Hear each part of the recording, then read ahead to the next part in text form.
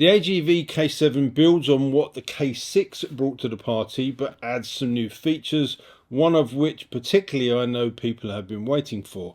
So does it have what it takes to hit your consideration list when looking for a sports touring helmet?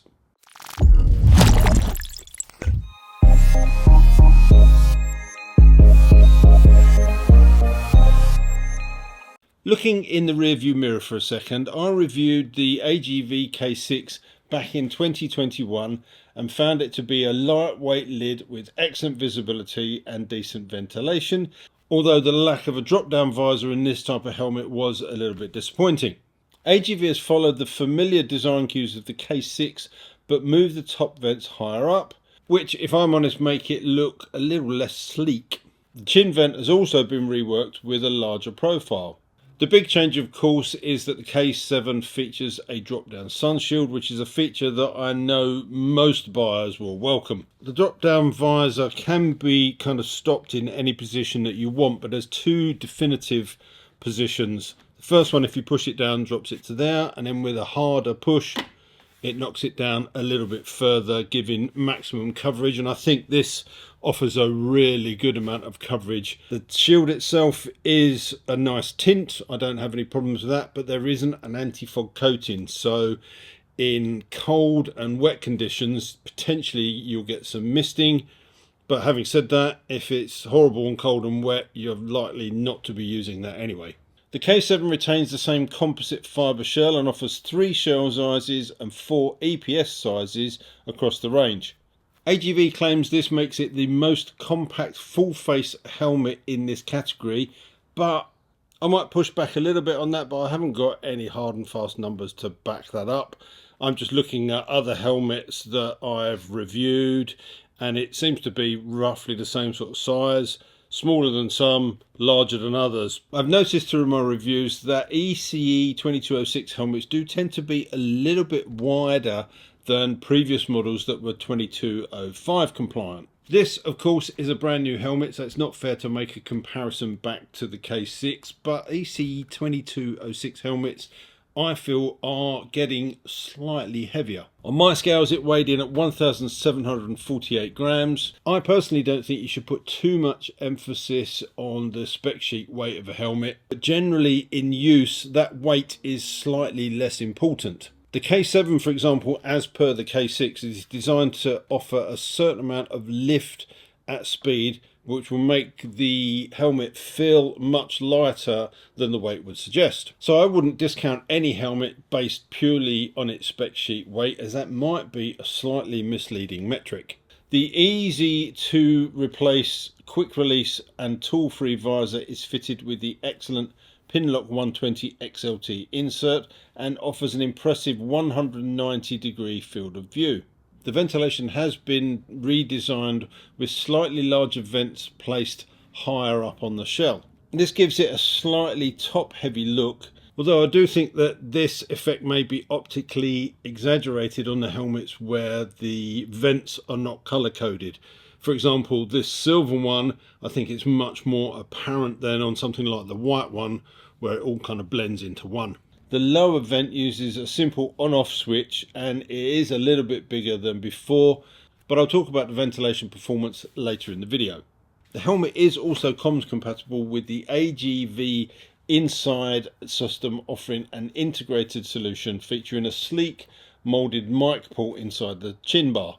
The shell shape doesn't make third-party units the easiest to fit, but it is possible depending on the mount. Inside there's a plush liner that uses AGV's dry speed fabric to wick away sweat, and it's set up for glasses wearers with the eyewear fit cheek pad section. A micro adjust ratchet strap secures the chin, and a breath guard and chin curtain come in the box. The helmet is also ACU Gold certified, so you've got no problems using this on a track day here in the UK. So do these changes make the sort of differences that would matter to you guys when it comes to riding out on the road? Let's start with comfort, and AGV haven't messed with the head form of this helmet. It still suits an intermediate oval head shape. If a showy helmet fits you, then this likely will do too. Overall, I found it comfortable. The lining is nice and soft, and that 190-degree field of vision offers excellent clarity. The eyeball isn't particularly tall, but I never found that to be a problem. The visor action is strong and stays put at motorway speed, yet it's incredibly easy to remove. The central locking tab gives a reassuring pop when opened, and it provides a small opening that allows good airflow while staying locked. The ventilation overall I found is good. The bottom vent, despite only having an on-off action, keeps the visor clear, and the internal vent delivers a steady flow of air. The higher top vents may not be the prettiest, but with help from the rear venturi exhaust they pull warm air through effectively. But the central top vent is the real star of the show. Open that and you do get a really nice blast of cool fresh air coming into the helmet, which you can really feel. All the vents, as you'd expect, are very simple and easy to operate with gloved hands. On the move, the K7 feels nicely balanced, making it comfortable all day, which is just what you want from a touring lid. Going back to the fit very quickly, I would still class this as an intermediate oval, but with my head shape possibly leaning more towards a long oval, I did find that this was a tad round for me. That didn't cause any brow pressure, pain or discomfort, but it isn't quite as snug at the sides as some others. As a result, I did experience a small amount of wind noise. Now, I always wear my Ultimate Ear custom molded earplugs for every helmet review that I do, so I'm coming from a level playing field, and whilst I wouldn't say this is a noisy helmet, I did experience a little bit of noise because of that extra room in the side of the helmet, so that's something to bear in mind depending on what your head shape is and how snug a fit you can get. Noise, of course, is always subjective, but I did find that adding the chin sock to the helmet did make a difference for me. Overall, I think the K7 is a good helmet that delivers everything you need: comfort, decent ventilation, great field of vision, and at last a drop-down sun shield that brings it into line with many of its competitors. I've talked about the features, but one thing I haven't mentioned is the build quality, and I think this is a very nicely put together helmet. All of the materials are of high quality.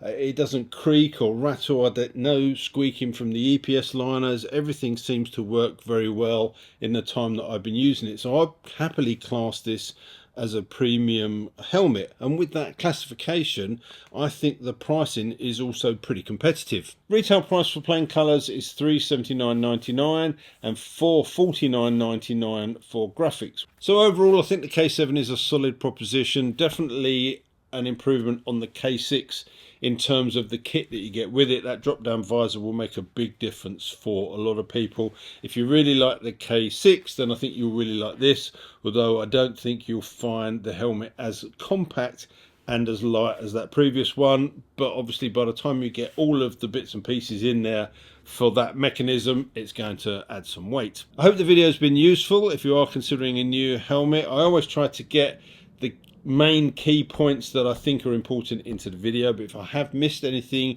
or if you've got any questions, then let me know in the comment section down below. And all that leaves me to say is until next time, thanks for watching, take care, ride safe, and I'll see you soon. Bye.